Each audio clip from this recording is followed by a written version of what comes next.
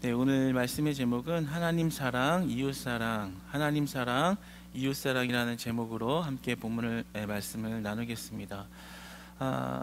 성경에서 이제 어떤 율법이 가장 크냐, 이제 신약 시대에 와서 어떤 계명의 그 무게감이 가장 크냐라는 질문에 예수님께서는 이렇게 대답을 했습니다.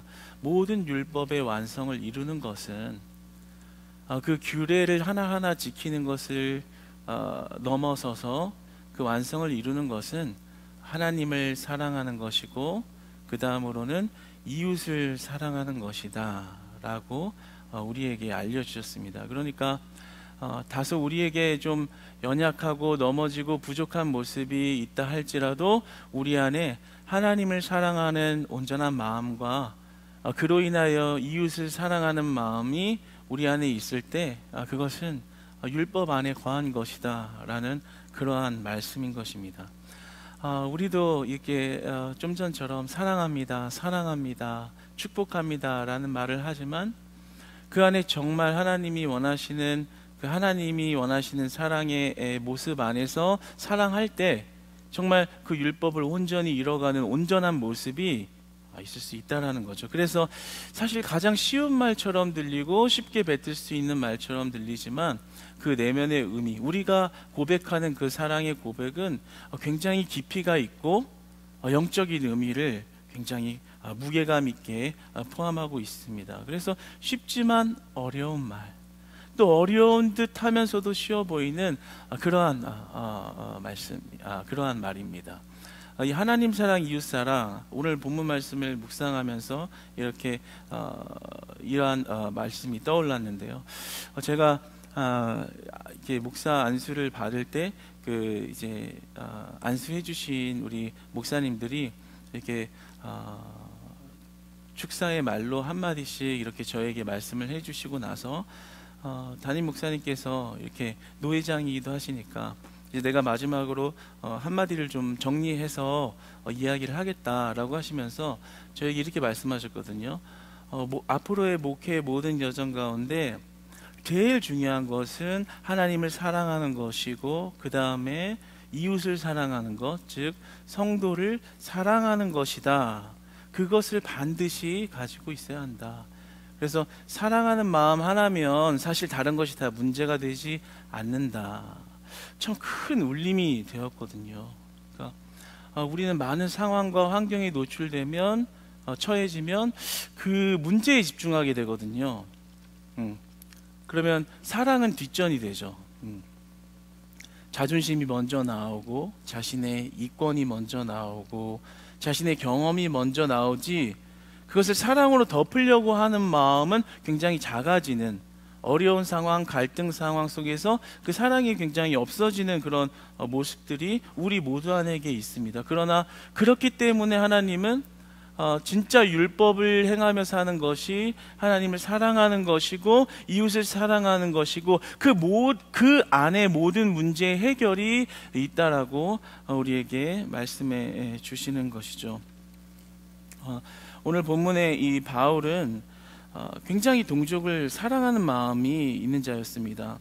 그러나 자신이 이제 유대인이면서 이제 예수님을 믿는 유대인으로 바뀌어서 이제 그들과 약간 원래 전통 유대인들과는 좀 분리된 삶, 그들과는 대칭이 되는 삶을 살고 있었지만, 그 바울 자신은 자신이 유대인 중에 유대인이고 그 유대인의 정체성을 가진 동족들을 여전히 사랑하고 있다는 것을 늘 말하고 있었습니다. 특히 오늘 본문에 보면 오늘 1절에 바울이 이렇게 말하죠. 그의 마음에 큰 근심과 그치지 않는 고통이 있었다, 이렇게 나옵니다.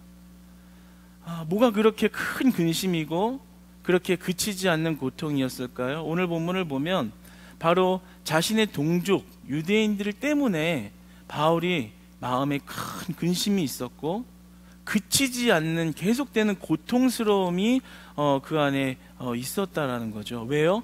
동족 유대인들은 예수님을 받아들이지 않았기 때문입니다. 자신도 한때는 그 유대인들과 동일한 유대인으로서 예수님 믿는 자를 핍박하고 잡아 가두고 모욕하고 비난하고 그들을 고통스럽게 핍박하는 자리에 있었는데, 예수님을 만나고 나니까, 예수님을 경험하고 나니까 그 은혜가, 그 사랑이 얼마나 큰지를 이제 경험하고 나니까 이제 동족이 보이는 거예요. 아직 예수님을 못 만난 나의 친척들, 가족들, 그들을 볼 때마다 마음이 사무치게 애타면서 조바심이 있었던 거예요. 더 나아가서 뭐라고 해요? 근심이고, 그들이 예수님 모르는 게 나한테는 끊이지 않는 고통이다. 근데 그것이 단순히 그 마음을 표현한 정도가 아니라 오늘 뭐라고 말합니까? 내가 예수 그리스도의 관계가 끊어지는 저주를 받을지언정, 저주를 받아서 내가 그리스도와의 그 사랑의 관계가 끊어져도 내 가족이, 내 동족이 예수님 믿었으면 좋겠다.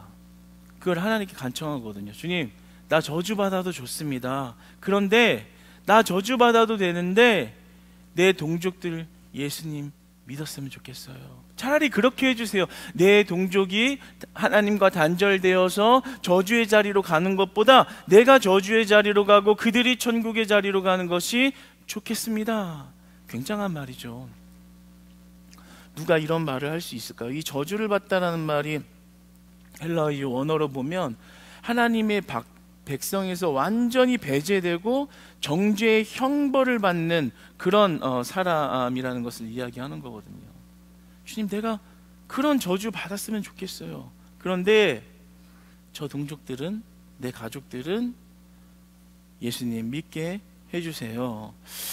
참 이런 어마무시한 말을 그렇게 대단한 사랑을 받았으면서도 이러한 어마무시한 말을 뱉는 데 있어서는 그의 바울의 마음에 동족들을 얼마나 사랑하고 있는지 그 마음을 볼 수가 있는 것입니다. 그리고 한 걸음 더 나아가서는 하나님을 사랑했기 때문에 그들을 사랑하고 있다는 것을 발견하게 되는 거죠. 예수 그리스도를 통한 그 사랑의 은혜가 얼마나 큰지를 발견했고, 이제 그 사랑 없이는 살 수 없는 자가 되고 보니 내가 사랑하는 저들도 그 사랑을 받았으면, 알았으면, 그 사랑에 동참했으면, 그러니까 하나님 사랑과 이웃 사랑의 그 모습을 동시에 볼 수 있는 바울의 마음을 보게 됩니다. 오늘 본문을 보면 뿐만 아니라 출애굽기 32장 30절과 32절에 나온 모세의 마음과 동일한 고백인 것임을 볼 수 있게 되는데요. 출애굽기 32장 30절로 32절까지의 말씀을 한번 합독해서 읽어보도록 하겠습니다. 시작. 이튿날 모세가 백성에게 이르되 너희가 큰 죄를 범하였도다. 내가 이제 여호와께로 올라가노니 혹 너희를 위하여 속죄가 될까 하노라 하고, 모세가 여호와께로 다시 나아가 여짜오되 슬프도소이다. 이 백성이 자기들을 위하여 금신을 만들어 싸우니 큰 죄를 범하였나이다. 그러나 이제 그들의 죄를 사하시옵소서. 그렇지 아니하시오면 원하건대 주께서 기록하신 책에서 내 이름을 지워버려 주옵소서. 아멘. 모세도 자신의 동족들을 보고 바울과 똑같은 고백을 하죠. 그러니까 우상 숭배를 하고 와서 하나님의 형벌이 정해진 형벌을 받아 정죄를 받아야 하는 그 백성들의 처지를 보고 모세가 이렇게 얘기하는 거예요. 여호와께로 다시 나아가 슬픕니다. 이 백성이 자기들을 위해서 이런 범죄를 졌습니다. 그러나 용서해 주세요. 그렇지 않으시겠다면 원하옵건대 주께서 기록하신 책에서 내 이름을 지워버려 주소서. 이렇게 얘기하는 거예요. 그러니까 그 동족을 지금 얼마나 자신의 가족들과 같은 혈육들을 정말 하나님 사랑 안에서 그들을 얼마나 사랑하고 있는가를 보게 됩니다. 이와 같은 처지와 상황을 참 많이 느끼게 되는 경우들이 우리 안에 있죠. 어떤 생각이 드세요? 그 자신의 가족 중에 믿지 않는 가족이 있을 때, 나는 주님을 알고 이제 예수님의 사랑과 은혜가 너무 감사해서 이제 예배드리며 정말 하늘의 기쁨으로 이렇게 살아가는데, 그 기쁨을 같이 좀 누리면 좋으련만 내 가장 사랑하는 가족이, 내 가장 사랑하는 부모님이 내 가장 사랑하는 배우자가, 내 가장 사랑하는 자녀가 예수님을 믿지 않고 예수님의 곁으로 가지 않고 있다면 사실 늘 기쁠 수만은 없겠죠. 하나님을 알고 하나님을 사랑하면 사랑할수록 그의 마음에 큰 근심과 그치지 않는 고통이 있었다라는 것처럼 하나님의 그 영적인 세계의 그 깊이와 그 부르심에 대한 은혜가 크면 클수록 그것에 대한 맛을 조금도 모르는 그 가족을 볼 때 그것이 단순히 애타는 마음 정도가 아니라 고통이요 큰 근심으로 다가올 것입니다. 그런 사연들을 우리 교회 안에서도 늘 많이 접하고 듣고 같이 기도하고 하게 되죠. 왜 그래요? 가족을 그렇게 사랑하기 때문인 것입니다. 그런데 우리가 여기서 한 가지 생각해 볼 것은 우리가 그 가족 구성원을 생각할 때 정말 이런 바울과 같은 마음으로 사랑하고 있는가 하는 거예요. 정말 이렇게 내가 저주를 받을지언정 우리 사랑하는 가족이 구원을 받고 내가 저주를 받을지언정 그가 예수님 알았으면 좋겠다라는 고백의 간절함으로 그렇게 가족 구성원을 전도하고 품으려고 하고 기도하려고 하고 있나요? 네. 아마 비슷한 마음이겠지만 오늘 바울과 같은 고백 말이에요.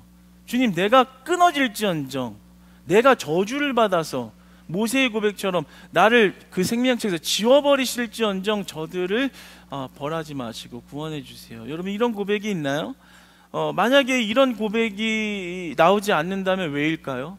네, 그것은 아마 하나님의 그 깊은 사랑의 단계까지 아직 미치지 못했기 때문일 것입니다. 여러분, 우리가 중요한 것은 이 가족을 사랑하는 마음에 있어서 하나님의 사랑이 먼저 회복되기를 소망합니다. 인간적인 사랑, 교회 믿어야 되는데 애타는 마음을 넘어서는 거예요. 구원의 문제, 영생의 문제의 개념으로 영적인 가족으로 나를 어떻게 부르셨는가, 우리의 이 땅에서의 삶 이후에 우리가 어떤 세계를 맞이하게 되는가, 그리고 그 놀라운 영생의 세계로 초대하는 데 있어서 하나님이 우리에게 무슨 사랑을 베풀어 주셨는가, 이 하나님의 사랑이 온전히 깨달아질 때 내 가족에 대한 그 사랑이 달라지는 것이죠. 담임 목사님이 오늘 이제 친척 사촌이 이제 돌아가셔서 이렇게 장례를 갔습니다. 근데 저도 잘 알고 있죠. 근데 이제 삶이 바쁘고 지역이 다르면서부터는 왕래를 자주 못했지만 전화가 참 자주 왔어요. 목사님 업무 보고 계시고 뭐 일하고 계시면 전화가 이렇게 한 통씩 와요. 그래서 할 말도 없는데 전화해서 그냥 이런저런 얘기하시고 끊으시고, 늘 그러다가 목사님 바빠서 전화가 안 되면 교회로라도 전화가 와요. 거기 혹시 이광진 담임 목사님 계신가요? 막 이렇게 전화가 와요. 왜 그런가 하면 이제 지금은 예수님을 믿었는지 안 믿었는지는 모르겠지만 그 당시에 이제 예수님을 믿지 않다 보니까 목사님이 늘 전화를 하시는 거예요. 예수님 믿어야 된다. 예수님 믿어야 된다. 그렇게 살지 말고 바빠도 교회를 가고 예수님을 믿어라, 이런 말을 전도를 자주 하셨어요.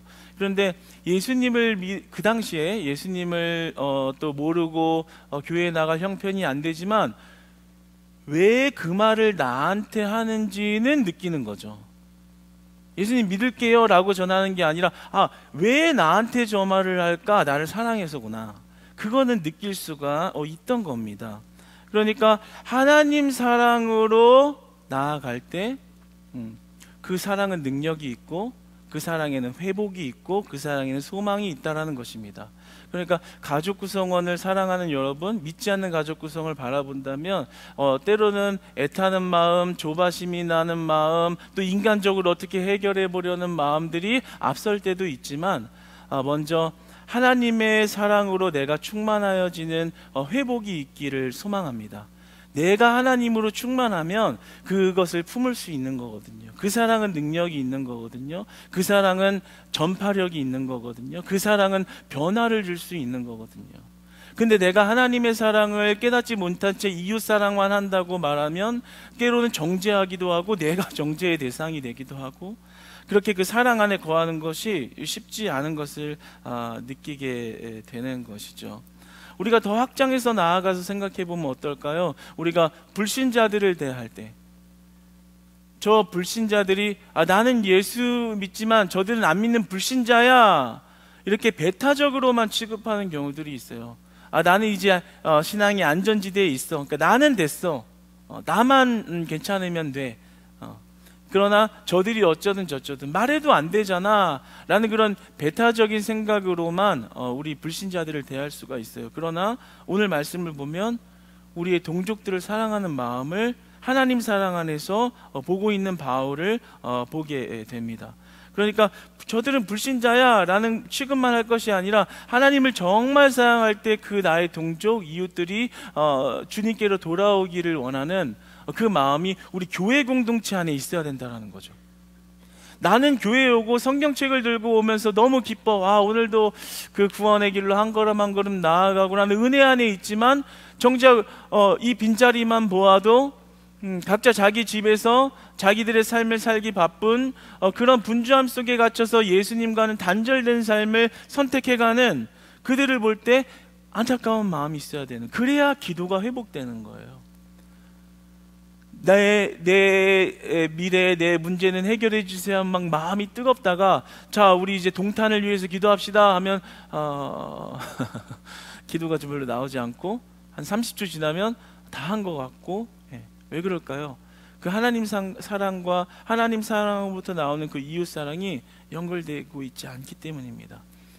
그러나 오늘 바울이 예수님을 제대로 만나서 인생이 변화되었을 때 자신의 동족들을 너무 사랑해서 근심이 될 정도로, 그리고 자기가 저주를 받을지언정 이라는 고백을 하는 것처럼 우리가 동탄의 많은 불신자들을 사랑하기 원합니다. 그리고 그들을 위해서 기도하기 원합니다. 그들을 위해서 섬기기 원합니다. 이제는 우리 교회가 우리만 잘 믿고 잘 살면 돼가 아니라, 이제 그들을 복음의 현장에, 주님의 부르심의 현장에 초대해서 그들을 구원의 길로 인도할 수 있는 그런 건강한 교회 되기를 소망합니다. 하나님 사랑하는 우리 교회 되기를 소망합니다. 이웃을 사랑하는 우리 교회 되기를 소망합니다. 그런 의미에서 우리는 이제 그 어로프헤븐 1층 카페가 그런 귀한 선교의 도구가 될 줄을 믿습니다. 그래서 이제 우리가 고민해야 될 거는, 물론 참 공사와 이런 운영이나 여러 가지 제도적인 준비를 하는 것이 많은 준비를 해야 하고 또 하고 있지만, 그 불신자들을 어떻게 섬길 것인가에 대한 고민을 해야 돼요. 그 불신자들이 제발로 우리 교회 안에 들어왔을 때 우리는 어떻게 하나님의 사랑을 증거하고 이웃 사랑을 증거할 수 있을 것인가에 대한 고민이 있어야 되는 거예요. 우리 안에 하나님의 사랑이 흐를 때만 이웃을 사랑할 수 있다는 것을 보여주는 것입니다. 그러니까 무언가 방법적인 걸로 해서 사랑을 전달하려는 티를 내려고 하면 불신자들은 부담을 느끼는 거예요. 교회에 오라고 저러나 보다. 그런데 하나님의 사랑이 충만하게 흐를 때는 그 사랑을 느낄 수 있고, 그 사랑이 그들에게는 복음의 문이 열려지는 귀한 전도의 능력으로 확장될 것입니다. 그러니까 어떻게 하면 전도해야지라는 그 놀라운 열정과 그 영광스러운 욕심 안에는 내 안에 하나님의 사랑이 얼마나 충만하게 흘러서 그들의 어려움과 그들의 죄악의 문제와 그들의 부족함을 그리스도의 이름 하나를 들고 나아가 다 덮을 수 있고 섬길 수 있고 내가 더 낮아질 수 있는 모습으로 그들 앞에 설 것인가, 이런 믿음의 준비와 각오와 하나님의 사랑의 충만함이 우리 안에 흐를 때만 그들을 예수 그리스도의 놀라운 거룩한 자리로 인도할 수 있을 줄 믿습니다. 그러니까 우리의 기도가 더 뜨거워져야 해요. 어떤 것 때문에요? 물론 우리의 문제 해결해 주셔야죠. 그러나 더 나아가서 하나님, 내 안에 하나님 사랑이 충만하게 흐르게 해주세요. 그래서 이웃의 부족한 모습, 이웃이 나를 비난할지어도 저들을 원망치 마시고 저들의 무지함을 용서하소서라고 고백할 수 있는 그리스도의 고백이 내 입술에서 나오게 해주세요. 내가 손해봐도 저들 사랑한다고 말할 수 있게 해주세요. 내가 억울해도 주님, 저들이 예수님을 알았으면 좋겠습니다라고 고백할 수 있는 인간의 생각으로 이해할 수 없는 사랑과 그 고백이 내 안에 회복될 수 있도록 주님, 하나님 사랑을 나에게 부어주시옵소서. 여러분, 하나님의 사랑으로 충만한 저와 여러분 되시기를 축복합니다. 그 사랑이 있을 때 우리가 진짜 이웃을 사랑할 수 있는 것이라는 것을 오늘 본문 말씀은 우리에게 보여주고 있습니다. 그래서 참 우리의 그 취지가 고민할 게 많지만 정말 교회의 공간을 내줘서 교회 안으로 들어와 그 삶이 그리스도의 문화권 안에서 더 나아가선 예배 현장 안에서 살 때 그들이 그리스도를 거부하고 배척하던 그 마음이 활짝 열려지도록, 그것이 커피가 아니라 우리 안에, 우리 공동체 안에 흐르는 하나님의 사랑이 이웃 사랑을 향하고 있다는 것을 느낄 수 있을 때 그들의 닫혔던 마음의 문이 우리 가정에 믿지 않는 가족 구성원들의, 우리 크리스찬 교회에 믿지 않는 가족 구성원들의 마음이 활짝 열어지는, 복음의 문이 열려지는, 전도의 문이 열려지는 선교 현장 되기를 주님 안에서 진실로 소망합니다. 그렇기 때문에 우리는 정말 하나님의 사랑이 얼마나 대단한가, 얼마나 위대한가에 대한 깨달음과 그 믿음의 성령의 충만함이 우리 안에 먼저 있어야 하는 것입니다. 오늘 본문에 보면 이스라엘 사람이라는 말이 나옵니다. 이것은 특별한 말이거든요. 이스라엘, 보통 유대인들이 하나님의 구원 역사에 있어서 자신들이 쓰임받았다라는 그 대표성과 특별한 그 위치를 드러내고자 할 때 이스라엘 사람, 이렇게 이야기를 한 것입니다. 그런데 오늘 이 본문에 이스라엘 사람이라고 나온 이 말 안에서 두 가지 형태로 나눠진다는 것을 7절에서 이야기하고 있어요. 이 특별한 이스라엘이 많은 놀라운 축복을 받고 메시아의 이런 예언이 성취되는 놀라운 그런 역사의 현장의 중심에 있었지만, 오늘 바울은 그 모든 이스라엘이 다 하나님의 영적인 자녀가 아니라고 말합니다. 영적인 이스라엘과 육적인 이스라엘이 갈라진다고 이야기하는 것입니다. 그러면서 아브라함은 유대 백성의 조상이 맞지만, 그러나 유대인들이 또 다른 방식으로 아브라함의 대열에 속하게 되는데, 그것이 바로 영적인 조상이 있는 것이고 육적인 조상의 개념이 있다라는 것을 이스마엘과 이삭의 사건을 통해서 말해주고 있는 것이죠. 그러니까 우리는 이 하나님의 사랑이 우리에게 임한 것이 얼마나 큰 것인가에 감복할 만한 이유가 있는 거예요. 왜요? 하나님께서 혈연으로, 혈통으로, 지연으로, 학연으로, 외모로, 경제력으로 여러분들을 선택한 게 아니라는 것입니다. 이스라엘의 백성이든 유대인의 그 육적인 씨의 혈통이 아니라고 할지라도 하나님께서 선택하신 이방인이 된 자녀들도 영적인 양자됨을 허락하셨다는 거죠. 그래서 그분의 택하심을 따라 부르셨고, 그 약속에는 변함이 없고 그 약속은 반드시 성취되었다라는 것을 오늘 본문이 말하고 있는 것입니다. 그러니까 우리가 깨달아야 될 하나님의 사랑 중에 하나는, 내가 이스라엘의 육적인 자녀도 아니거니와 나는 믿음의 3대째도 아니거니와 내가 대단한 사람도 아니거니와 그럼에도 불구하고 그런 배경과는 전혀 1점도 관계없이 나를 하나님의 자녀로 부르셨다는 사실, 얼마나 놀라운 사랑입니까? 세상에서는 혈연을 따지고 학연을 따지고 지연을 따지고 그러한 차별에 지쳐서 많은 사람들이 상처를 받고 분노하고 반대로 오기를 가지고 살고 지지 않으려고 하고 차별 안 받으려고 몸부림을 치면서 어떤 그 안전지대에 들어가려고 노력을 하죠. 그러나 하나님의 나라와 그의 백성에 대한 선택의 기준과 방법은 완전히 다르다라는 거예요. 학연이 아니라 혈연이 아니라 지연이 아니라 하나님의 택하신 선택하신 부르심을 따라 하나님이 자녀 삼아주신 데에는 혈연이 포함된 것이 아니라 하나님의 사랑이 들어가 있다라고 말씀하십니다. 그런데 모래알같이 수많은 사람들 중에 우리가 부르심을 받아 그의 백성됨으로 양자됨을 얻어 이렇게 예배하며 살아갈 수 있게 하신 것이 하나님의 크신 은혜와 사랑이라는 거죠. 별거 아닌 게 아닌 겁니다. 맨날 나오는 규칙에 의해서 내 몸이 자동으로 반응하는 그런 일상이 아니라는 거예요. 이 영적인 기준을 보고 우리가 어떤 부름을 받고 어떤 사랑을 받았는지를 바라보게 되면 말로 감당할 수 없는 큰 은혜라는 겁니다. 어떻게 내가 가만 보니 우리 아버지가 믿는 분도 아니었고 우리 어머니가 믿는 분도 아니었고 심지어 완전 불교 집안이었고 완전 불신자 집안이었는데 어떻게 나를 예수님을 알고 믿게 하셔서 살아가게 하셨을까? 여러분, 그 은혜의 감격이 끊어지지 않기를 축복합니다. 하나님이 여러분을 보실 때 여러분의 외모를 보신 게 아니고 혈연을 보신 게 아니고 여러분의 경제력을 보신 게 아닙니다. 그래서 우리에게 위로와 사랑이 늘 끊이지 않을 수 있는 거예요. 왜요? 조건이 있던 게 아니었기 때문에.